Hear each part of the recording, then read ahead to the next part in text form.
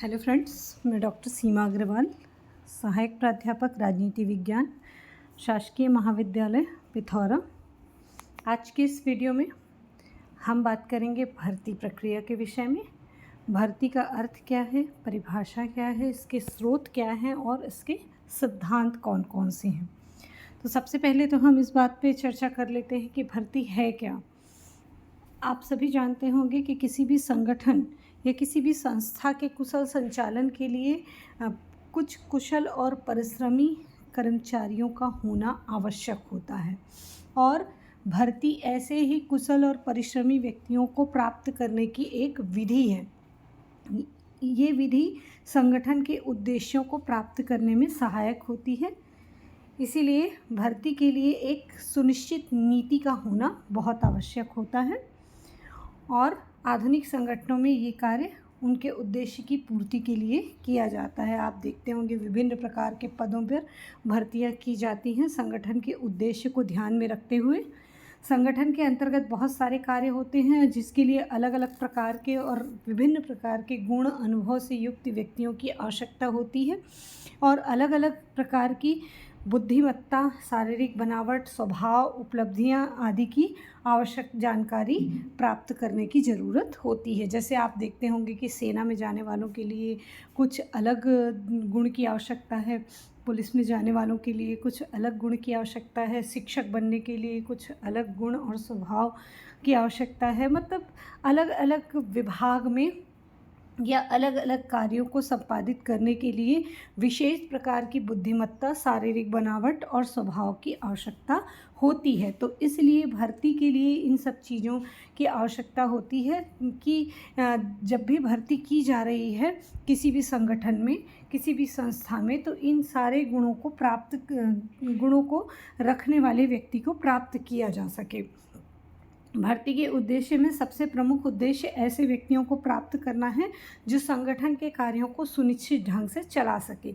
अगर बिना विचार किए या फिर जल्दबाजी में भर्ती की प्रक्रिया पूर्ण की जाती है तो उसका परिणाम ये होता है कि अकुशल व्यक्ति या फिर अयोग्य व्यक्तियों को संगठन में एंट्री मिल जाती है और जब अयोग्य व्यक्ति संगठन में आ जाते हैं तो वो काम सही तरीके से नहीं कर पाते और जब काम सही तरीके से नहीं कर पाते तो फिर संगठन का घाटा होता है। एक तो श्रमिकों का दुरुपयोग होता है और या फिर उनका आधा ही उपयोग हो पाता है। दूसरा, उत्पादन की हानि होती है, चाहे हम सेवाओं की बात करें, उत्पादन की बात करें। अगर कहीं पर भी अयोग्य व्यक्ति वहाँ पर हैं तो उनका ध्यान काम पर नहीं लगेगा। इसके अलावा वो अयोग्य होने के कारण, कुशल ना होने के कारण सही तरीके से अपने कार्य को संपादित नहीं कर पाएंगे, जिसका दुष्परिणाम सीधे सीधे संगठन को भुगतना होगा।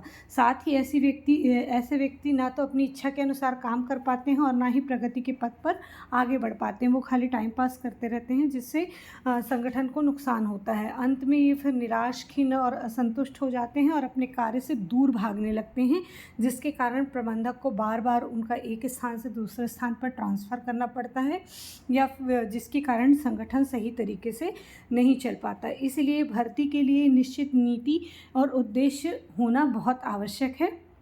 भर्ती सेवा वर्गीय प्रबंधन का एक प्रमुख कार्य है। ये समस्त प्रबंधन कला विज्ञान से भी अधिक महत्वपूर्ण है। किसी भी व्यावसायिक तथा औद्योगिक संस्था में, चाहे वो छोटे आकार का हो या बड़े आकार का हो, कर्मचारियों की नियुक्ति वहाँ पर करनी ही पड़ती है और संस्था के लिए आवश्यक कर्मचारियों की नियुक्ति कर्मचारी प्रबंध का सर्वप्रथम तथा महत्वपूर्ण कार्य है।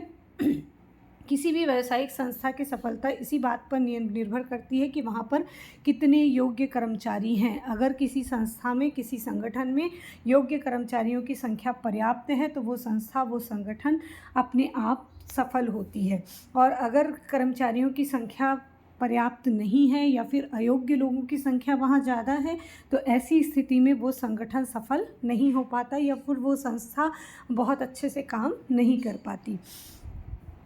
कर्मचारियों की प्राप्ति के उद्देश्य से उचित कार्य को करने के लिए उचित व्यक्ति उपलब्ध कराना भर्ती का उद्देश्य होता है और इसके अंतर्गत 3 चीज़ें शामिल होती हैं। एक तो कर्मचारियों की भर्ती करना, दूसरा कर्मचारियों का चुनाव करना और तीसरा कर्मचारियों को कार्य पर नियुक्त करना। तो इसलिए इसमें योग्य व्यक्तियों को आवेदन के लिए आमंत्रित किया जाता है, चाहे किसी भी माध्यम से है और किन किन माध्यमों से है ये हम आगे बताएंगे। तो भर्ती प्रक्रिया में क्या होता है, योग्य व्यक्तियों को आवेदन के आमंत्रित करने के लिए योग्य व्यक्तियों से आवेदन आमंत्रित किया जाता है और भावी कर्मचारियों की खोज की जाती है, उन्हें प्रोत्साहित किया जाता है। जैसे एडविन बी फिलिप्पो कहते हैं कि भर्ती भावी कर्मचारियों को खोजने और उन्हें संगठन में रिक्त स्थान के लिए आवेदन भेजने के लिए प्रेरित करने की एक प्रक्रिया है। मतलब कौन कर्मचारी हो सकता है संगठन में रिक्त स्थान जो है वहाँ पर वो अपना आवेदन भेजें, इसकी प्रक्रिया भर्ती कहलाती है। इस प्रकार भर्ती की प्रक्रिया भावी कर्मचारियों के स्रोतों को ज्ञात करना, मतलब किन किन स्रोत से हम भावी कर्मचारी प्राप्त कर सकते हैं और उन्हें संगठन के रिक्त पदों के सापेक्षिक कौन कौन से पद प्रदान किए जा सकते हैं। तो इस प्रक्रिया में ये प्रयास किया जाता है कि आवेदन अधिक से अधिक प्राप्त हो ताकि चयन प्रक्रिया में सर्वश्रेष्ठ कार्मिकों को प्राप्त किया जा सके। क्योंकि अगर आवेदन पर्याप्त मात्रा में नहीं आए हैं या जितने भी पद हैं उससे कम आवेदन आए हैं तो ऐसी स्थिति में कर्मचारियों के चयन में असुविधा हो सकती है, योग्य कर्मचारी मिलने की संभावना कम हो जाती है और चयनकर्ता को भी परेशानी होती है। इसलिए प्रयास ये किया जाता है कि जब भी भर्ती की प्रक्रिया की जानी है तो जितने भी पद हैं उससे बहुत ज़्यादा आवेदन प्राप्त हो ताकि आसानी से योग्य व्यक्तियों को छांटा जा सके। अगर हम बात करें इसके अर्थ और परिभाषा की तो भर्ती प्रत्याशित कर्मचारियों की खोज करने और संगठन में कृत्यों के लिए उन्हें आवेदन करने हेतु प्रोत्साहित करने की एक प्रक्रिया है। योग्य व्यक्तियों की खोज करना, रिक्त पदों की उनको जानकारी देना और उन्हें उन पदों के लिए आवेदन करने को प्रोत्साहित करने की एक प्रक्रिया। जैसे हमने फिलिप्पो की परिभाषा देखी थी, इसी प्रकार से ब्लू कहते हैं कि किसी विक्रय पद के लिए सर्वोत्तम उपलब्ध प्रार्थियों की सक्रिय खोज करना ही भर्ती है। इसी प्रकार से बीच कहते हैं भर्ती संभावित कर्मचारियों के स्रोतों का निर्धारण करने, व्यक्तियों को कार्य अवसरों के बारे में सूचित करने तथा उन प्रार्थियों को संस्था में आकर्षित करने की प्रक्रिया है जो कार्य को निष्पादित करने की वांछित योग्यता रखते हैं। इन परिभाषाओं से हम कह सकते हैं कि कर्मचारियों की भर्ती वह प्रक्रिया है जिसके द्वारा संस्था में विभिन्न रिक्त पदों के लिए व्यक्तियों की खोज की जाती है और उन्हें रिक्त पदों तथा उसके लिए आवश्यक योग्यता के संबंध में जानकारी देकर उन्हें संस्था में आवेदन करने के लिए प्रेरित किया जाता है ताकि संगठन के लक्ष्यों को पूरा किया जा सके। जब भी इस तरह से भर्ती प्रक्रिया शुरू होती है तो आप देखे होंगे कि कितने पद रिक्त हैं ये सूचना दी जाती है, उस पद के लिए आवश्यक योग्यता क्या क्या है उस संबंध में सूचना दी जाती है और इसे ज़्यादा से ज़्यादा प्रसारित किया जाता है ताकि योग्य व्यक्ति वहाँ पर आवेदन कर सकें और संगठन के लक्ष्य को पूरा किया जा सके। इस संबंध में ये कह सकते हैं कि नियुक्ति और अधिप्राप्ति एक व्यापक प्रक्रिया है। भर्ती और चयन इसके 2 आवश्यक अंग हैं। भर्ती नियुक्ति का प्रथम चरण है जो प्रार्थियों की खोज, आवश्यकता और स्रोतों के निर्धारण तक सीमित है, जबकि चुनाव क्या है, इसमें जब भर्ती प्रक्रिया में जितने भी आवेदन आए हैं उनमें अयोग्य व्यक्तियों को हटाते हुए योग्य व्यक्तियों के चयन की प्रक्रिया है। मतलब भर्ती और चयन 2 अलग अलग चीज़ें हैं ना। भर्ती में क्या है, प्रार्थियों की खोज, उनकी आवश्यकता और स्रोतों का निर्धारण, और चुनाव क्या है, चुनाव मतलब यहाँ पर चयन है ना। तो अभ्यर्थियों का जब चयन किया जा रहा है तब क्या है, यहाँ पर अयोग्य को हटाते हुए योग्य व्यक्तियों के चयन की प्रक्रिया, ये चुनाव है। अब भर्ती की क्या क्या विशेषताएं हम देख लेते हैं। भर्ती योग्य व्यक्तियों की खोज की एक प्रक्रिया है। हम भर्ती प्रक्रिया के माध्यम से क्या किया जाता है, योग्य व्यक्तियों की खोज की जाती है जिनकी संगठन में आवश्यकता है। इसके अलावा इनमें व्यक्तियों को आवेदन करने के लिए प्रेरित और प्रोत्साहित किया जाता है। तो प्रेरित और प्रोत्साहित कैसे किया जाता है, उनको सुविधाएं बताई जाती हैं कि आप अगर इस पद पर नियुक्त किए जाते हैं तो आपको इतना वेतन दिया जाएगा, आपको ये सुविधाएँ दी जाएंगी, है ना। और किस तरह से आपका सामाजिक स्तर ऊंचा हो सकता है, ये सारी चीज़ें उनको अट्रैक्ट करने के लिए उसमें दी जाती हैं। इसके अलावा भर्ती के विभिन्न स्रोतों का निर्धारण करके उन्हें बनाए रखने का प्रयास किया जाता है। भर्ती एक सकारात्मक प्रक्रिया है जिसमें चुनाव अनुपात को बढ़ाने का उद्देश्य रहता है। भर्ती और चुनाव परस्पर संबद्ध है, यद्यपि दोनों में पर्याप्त अंतर होता है। देखिए, हम जो ये चुनाव की बात कर रहे हैं, ये हम इलेक्शन की बात नहीं कर रहे हैं। यहाँ पर चुनाव का मतलब है भर्ती और चयन, मतलब जब हम भर्ती की प्रक्रिया पूरी कर रहे हैं और उनमें से उपयुक्त व्यक्तियों का चुनाव कर रहे हैं। भर्ती वर्तमान और भावी दोनों प्रकार की आवश्यकताओं की पूर्ति के लिए की जा सकती है। भर्ती संस्था में निरंतर चलने वाली प्रक्रिया है, हमेशा ही भर्ती की प्रक्रिया चलती रहती है। भर्ती के द्वारा प्रत्येक कार्य के लिए पर्याप्त मात्रा में आवेदकों की पूर्ति उत्पन्न होनी चाहिए ताकि नियोक्ता को चयन की सुविधा हो। अगर पर्याप्त मात्रा में आवेदक नहीं हैं, पर्याप्त मात्रा में आवेदन नहीं आए हैं, तो ऐसी स्थिति में नियोक्ता को असुविधा हो सकती है योग्य व्यक्तियों को चयन करने में।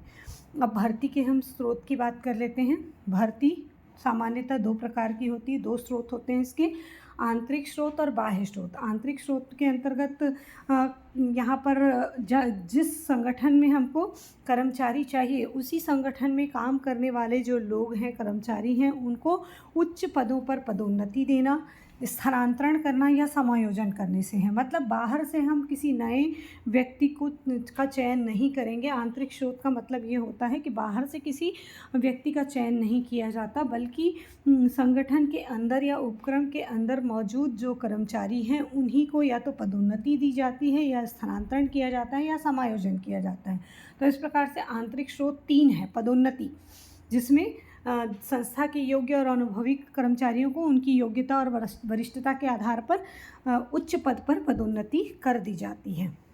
दूसरा होता है समायोजन। अगर जब कारोबार स्थापित किया गया, संस्था स्थापित की गई, तब अधिक कर्मचारियों की आवश्यकता थी, लेकिन बाद में काम कम हो गया, कर्मचारी अतिरिक्त हैं, तो उनको किसी दूसरी शाखा में या कार्यालय में स्थानांतरित कर दिया जाता है और वहाँ पर समायोजित कर दिया जाता है। ये समायोजन है। तीसरा होता है स्थानांतरण। यहाँ पर स्थानांतरण तो एक सामान्य प्रक्रिया है, एक संस्था से दूसरे संस्था में स्थानांतरित कर देना। इसके लिए कुछ कारण होते हैं, जैसे अधिक समय तक एक ही जगह अगर कर्मचारी कार्य कर रहा है और क्षमता के अनुरूप कार्य संपादित नहीं हो पा रहा है। इसके अलावा कर्मचारियों की क्षमता में कुछ परिवर्तन आया है, जैसे प्रशिक्षण उससे प्राप्त कर लिया है, या फिर ज़्यादा शिक्षा प्राप्त कर ली है, या फिर वो ज़्यादा अस्वस्थ रहता है। तो ये सारी चीज़ें हो सकती हैं जिसके कारण उसका स्थानांतरण किया जा सकता है। या कई बार कर्मचारी खुद भी चाहते हैं कि वो किसी अन्य पद पर कार्य करना चाहते हैं, या फिर किसी अन्य स्थान पर कार्य करना चाहते हैं, तो उनको उनकी इच्छा अनुसार स्थानांतरित किया जाता है। ये आंतरिक स्रोत हैं। आंतरिक स्रोत से कुछ लाभ होते हैं। क्या लाभ हैं देख लेते हैं। एक तो पहले से ही चूँकि कर्मचारी वहाँ पर कार्य कर रहे हैं, इसलिए उनको उस उपक्रम के पूरे नियमों की जानकारी होती है, और कर्मचारियों की कार्य क्षमता में भी वृद्धि होती है, उनका मनोबल बढ़ता है, उनके आय में वृद्धि होती है। अब उपक्रम में यहाँ पर व्यय भी कम होता है, क्योंकि नए लाए नहीं हमने, तो यहाँ पर जितने पुराने कर्मचारी हैं उन्हीं को प्रमोट किया गया या उनको स्थानांतरित किया गया, तो खर्च कम होता है। इसके अलावा प्रशिक्षण पर भी कम व्यय होता है, क्योंकि नए अगर नियुक्त किए गए हैं तो उनको प्रशिक्षण देना पड़ता है। इसके अलावा पदोन्नति और मनपसंद कार्यस्थल में के द्वार खुले रहते हैं। आंतरिक स्रोत से कुछ हानि भी होती है। हानि ये होती है कि जो नए लोग हैं उनको स्थान नहीं मिल पाता, नए लोगों की जो योग्यता है उसका लाभ संस्था को नहीं मिल पाता। अब दूसरा है इसमें बाह्य स्रोत। बाह्य स्रोत में क्या क्या चीज़ें हैं, भर्ती की कौन कौन से स्रोत हैं देख लेते हैं। एक है पूर्व कर्मचारियों की पूर्व नियुक्ति। पूर्व कर्मचारियों की पुनर्नियुक्ति। पूर्व कर्मचारियों की पुनर्नियुक्ति का मतलब ये है कि ऐसे लोग जो उपक्रम में कोई ना कोई कार्य कर चुके हैं, लेकिन एक निश्चित सेवावधि के बाद उनको रिटायर कर दिया गया है, तो रिटायर होने के कारण उन्होंने सेवा छोड़ दी है। तो ऐसे लोग जो सक्षम हैं, इच्छुक हैं, ऐसे कर्मचारियों को पुनः नियुक्ति देकर उपक्रम में पुनः नियुक्ति दी जाती है सेवानिवृत्ति के पश्चात। क्योंकि ये क्या होते हैं, अनुभवी होते हैं, कार्यकुशल होते हैं और इनको पुनर्नियुक्ति देकर चाहे संविदा में हो या फिर अस्थायी तौर पर हो, जिस जिस भी तरीके से हो, उनको पुनर्नियुक्ति प्रदान करके इनकी सेवाएं ली जाती हैं। चूँकि ये कर्मचारी काफ़ी अनुभवी होते हैं, योग्य होते हैं, विश्वास पात्र होते हैं, इसलिए इनके प्रशिक्षण पर भी व्यय कम होता है और संस्था का काम भी बहुत अच्छे से संचालित होता है। दूसरा है मित्र या रिश्तेदार।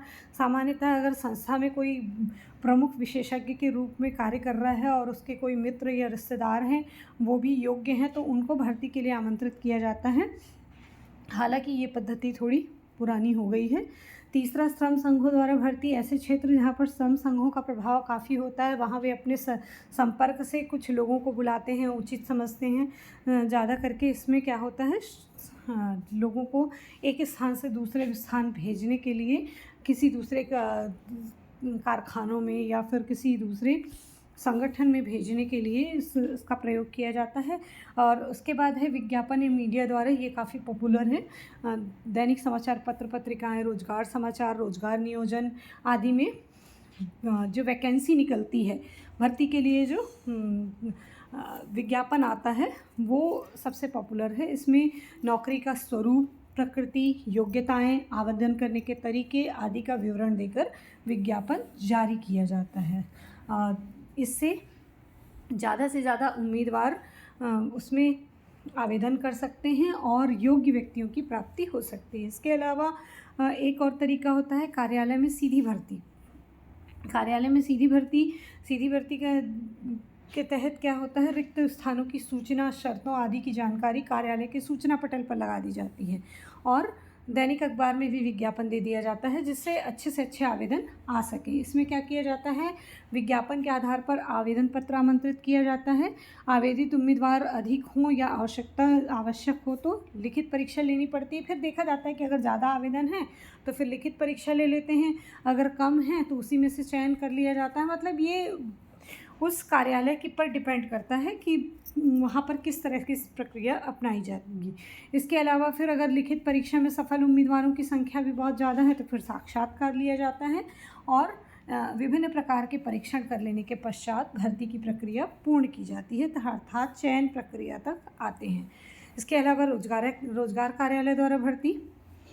केंद्र सरकार ने प्रायः सभी जिलों में रोजगार केंद्र की स्थापना की है और इस कार्यालय के पास रोजगार चाहने वाले जितने भी लोग हैं वो अपना नाम, पता, योग्यता, रोजगार के प्रकार, ये सारी जानकारी रजिस्टर्ड कराते हैं और इनके पास ये सूची मौजूद होती है। तो अगर कोई उपक्रम या नियोक्ता चाहे तो इन केंद्रों से भी रोजगार चाहने वालों की सूची प्राप्त करके भर्ती कर सकते हैं। इसके अलावा शैक्षणिक और अन्य संस्थाओं द्वारा जितने भी निजी क्षेत्र के संगठन हैं वो क्या करते हैं, शैक्षणिक संस्थानों में जाकर वहाँ से योग्य छात्रों को, जितने भी अध्ययनरत योग्य छात्र हैं उनको वहीं से क्या करते हैं, वहीं से उनको अपॉइंट कर लेते हैं। इसको परिसर की भर्ती या फिर कैंपस चयन कहा जाता है। ज़्यादा करके इंजीनियरिंग वगैरह में ये ज़्यादा देखने को मिलता है। सेवानिवृत्त सैन्य कर्मचारी। आप जानते होंगे कि सेना में सेवानिवृत्ति की जो अवधि है वो काफ़ी जल्दी पूर्ण होती है। मतलब वहाँ के कर्मचारी बहुत जल्दी सेवानिवृत्त हो जाते हैं। तो सेना में जब जल्दी सेवानिवृत्त हो जाते हैं, मतलब लगभग 45-50 वर्ष की आयु के मध्य ही वो सेवानिवृत्त हो जाते हैं और नॉर्मली 62 से 65 वर्ष अन्य फील्ड में है। तो ऐसी स्थिति में चूँकि ये कर्मचारी अनुशासित, योग्य, चुस्त, ईमानदार और अनुभवी माने जाते हैं, इसीलिए इनको अन्य जो संस्थाएं हैं, अन्य सरकारी और गैर सरकारी संगठन हैं, वहाँ पर इनको प्राथमिकता दी जाती है। वहाँ पर इनको चयन के माध्यम से, भर्ती के माध्यम से इनका चयन किया जाता है। विश्वविद्यालय के कुलपति, राज्यपाल, विभिन्न आयोगों और सुरक्षा क्षेत्र के लिए भी इस क्षेत्र से भर्ती श्रेष्ठ मानी जाती है। इसके अलावा विभिन्न सलाहकार संस्थाओं, अंशकालीन कर्मचारियों की नियुक्ति विभिन्न शिविरों के माध्यम से की जाती है। ये सारे तरीके भी होते हैं भर्ती के। अब हम बात कर लेते हैं थोड़ा सा भर्ती के सिद्धांत के विषय में। हम ये जानते हैं कि किसी भी कार्य को सही तरीके से करने के लिए कुछ मार्गदर्शक सिद्धांत की आवश्यकता पड़ती है। बिना सिद्धांत के अगर किसी कार्य को संपन्न किया जाए तो वो सही तरीके से संचालित नहीं हो पाएगा। तो भर्ती के लिए भी कुछ सिद्धांत हैं। आदर्श भर्ती के लिए ज़रूरी है कि इन सिद्धांतों का पालन किया जाए। और वैसे भी आजकल तो भर्ती में बहुत सारे विवाद उत्पन्न होते हैं, कहीं कहीं पर चयन प्रक्रिया पर भी सवाल खड़े होते हैं। तो अगर सिद्धांतों का सही तरीके से पालन किया जाए तो ये नौबत नहीं आएगी। तो कौन कौन सी चीज़ें हैं जिनका ध्यान रखना चाहिए इसमें? एक तो कार्य शीर्ष प्रबंध से भर्ती हमेशा क्या होना चाहिए, उच्च प्रबंधन से ही किया जाना चाहिए, ताकि भर्ती में किसी भी प्रकार का पक्षपात कार्य ना हो सके। निम्न संस्थाएं जो हैं या जो कार्यालय हैं वहाँ से भर्ती देने के लिए फिर देने से क्या होता है, पक्षपात होने की संभावना बढ़ जाती है। इसलिए हमेशा शीर्ष प्रबंधन से भर्ती की जानी चाहिए। इसके अलावा विभिन्न विभागों से रिक्त स्थान की जानकारी। शीर्ष विभाग को भर्ती करने से पहले जितने भी विभाग हैं उनसे रिक्त स्थान की जानकारी समय समय पर ले ली जानी चाहिए, ताकि उसी के अनुरूप भर्ती की जा सके। इसके अलावा आवश्यकता अनुरूप भर्ती, हमेशा इस बात का ध्यान रखना चाहिए कि कितने पद की आवश्यकता है, जितने पद रिक्त हैं उतने ही पद पर भर्ती होनी चाहिए। किसी को अनावश्यक लाभ देने के लिए या फिर उनको फ़ायदा पहुंचाने के उद्देश्य से अनावश्यक भर्ती नहीं होनी चाहिए। इससे क्या होगा, अगर अनावश्यक भर्ती की गई तो आर्थिक बोझ बढ़ेगा, और अगर कम भर्ती की गई तो कार्य पूरा नहीं हो पाएगा। इसलिए ज़रूरी है कि भर्ती आवश्यकता अनुसार ही की जाए।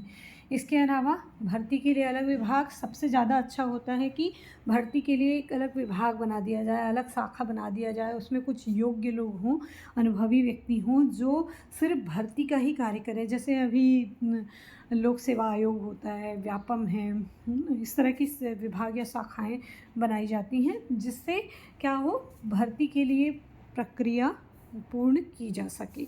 नए पदों की स्वीकृति, कार्य अधिक बढ़ जाने पर नए पद स्वीकृत करने की आवश्यकता होती है। और रिक्त पद का निर्माण की स्वीकृति हमेशा नियोक्ता से ली जानी चाहिए। अतिरिक्त पद निर्माण से आर्थिक बोझ बढ़ता है, इसलिए पहले ये तय कर लेना बहुत ज़रूरी होता है कि वास्तव में उस पद की आवश्यकता है या नहीं, और इसीलिए नियोक्ता से उसकी स्वीकृति लेना आवश्यक है। भर्ती का कार्य योग्य अधिकारियों द्वारा किया जाना चाहिए, चूँकि कर्मचारी व्यवसाय की रीढ़ की हड्डी होते हैं। बिना उसके कोई भी काम या कोई भी संस्था सफल नहीं हो सकती। इसलिए इनका चयन बहुत ही सोच विचार कर उच्च अधिकारियों द्वारा किया जाना चाहिए, और आवश्यकता पड़ने पर बाहर से भर्ती विशेषज्ञों को आमंत्रित किया जाना चाहिए। जैसा कि अक्सर होता है पीएससी वगैरह में, आप देखेंगे जब इंटरव्यू आयोजित होता है तो उस समय बाहर से विषय विशेषज्ञों को बुलाया जाता है, भर्ती विशेषज्ञों को बुलाया जाता है। तो ये इसलिए किया जाता है ताकि योग्य व्यक्तियों का चयन हो सके, क्योंकि बिना कर्मचारियों के किसी भी व्यवसाय या किसी भी संस्था की सफलता संभव नहीं है। तो इसीलिए योग्य व्यक्तियों का चयन होना आवश्यक है। धन्यवाद।